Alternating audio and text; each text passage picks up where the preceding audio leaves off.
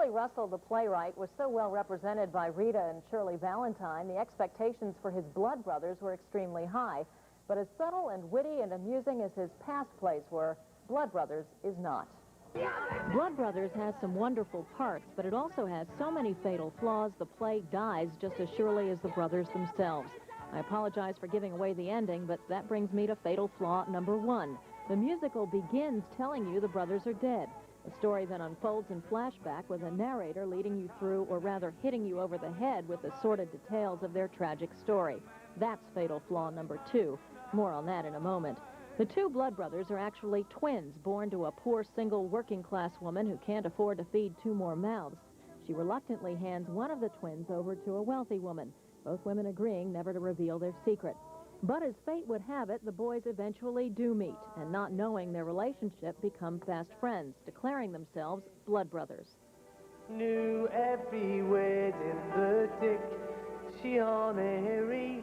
But as one grows up rich and privileged, the other is poor and eventually miserable. And for some reason involving superstition or class differences, one shoots the other and then gets killed himself. All of this is foreshadowed over and over by the annoying narrator character who's so doom and gloom all the time, you're reminded of the hitchhiker character on TV. Wherever he goes, death is sure to follow. And by the end, you really wish the murder weapon would be turned on him instead.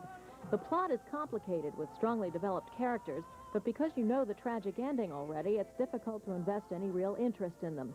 As a result, the play robs itself of any emotional impact. The music, which Russell also wrote, isn't bad. In fact, some of the songs are quite nice and sung beautifully, but they're repeated so often, they too become annoying. Blood Brothers has 2 large assets: its lighting design, which adds some powerful dramatic effects, and its performers, principally Con O'Neill is the poorer of the twins, giving a heart-wrenching performance. We meet him at age 7, growing up into adult. He alone is almost worth the price of admission. Stephanie Lawrence, the mother, is equally powerful, but deserves better material. I must not learn to call you mine.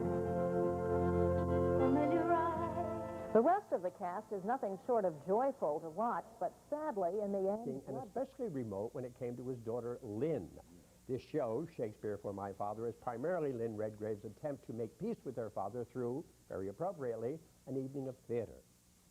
Lorne Michaels.